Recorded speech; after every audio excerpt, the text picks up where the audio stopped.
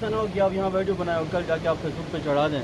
बिल्कुल। तीसरे दिन हमें बातें सुनने में आ जाए। वीडियोस कम से कम बनाएं, बनानी है तो किसी जगह की बनाएं। आपस में जब आप इजी होते हैं तो आप कुछ रैंडमली बात करते हैं, इजी होकर बात करते हैं। इस चीज़ को कवर करने की कोशिश ना करें। सारी चीज़ें यहाँ पे फोकस करके आपने इसको प्रैक्टिकली लर्न करने की कोशिश करनी है। ये मेरा प्रोसेस था।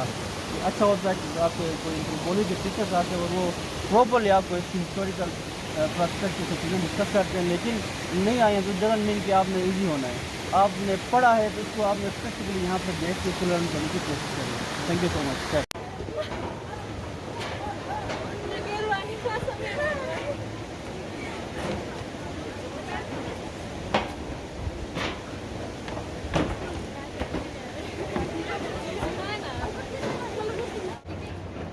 अच्छा, ये जो ऊपर आप देख रहे हैं, ये ऊपर आ जाएं बेटा, आप लोग वहाँ से भी नीचे तशरीफ ना ले जाएं।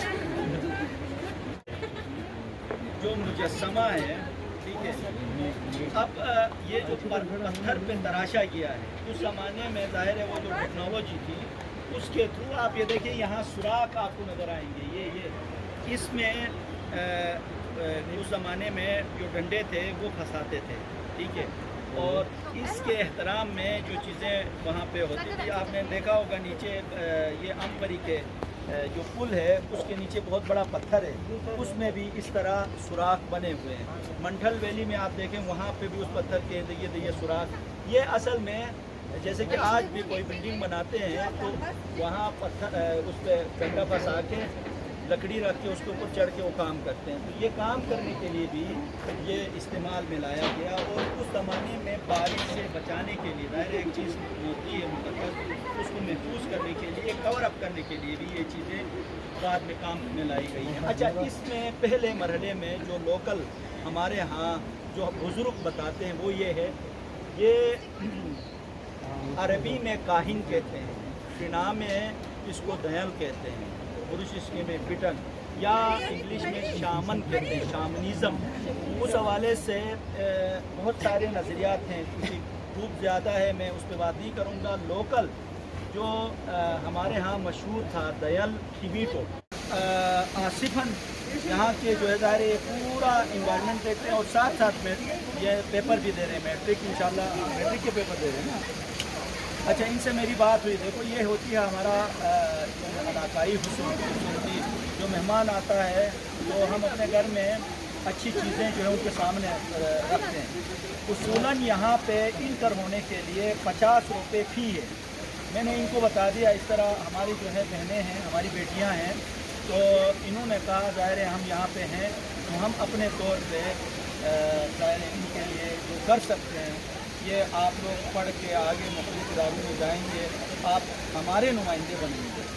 इसी बुनियाद पे ये खुद जो यहाँ पे जो हम लोकल से फी लेते हैं 20 रुपये 30 रुपये जो लेते हैं, तो ये खुद आप लोगों के लिए किस तरह फेवर कर सकते हैं। ये मेरा नाम आसिफ है और मेरे पास इंचार्ज, और यहाँ पे हम लोकल लेते हैं 20 रुपये पर हेड करें।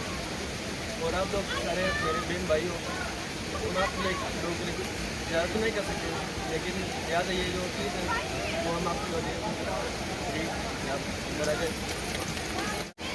ये जज्बा वाकई हमारे लिए सबकामोश है, लेकिन हम सब अभी यूनिवर्सिटीज़ में हैं, फिर हम जाके कहीं न कहीं सरफ करेंगे, ठीक है।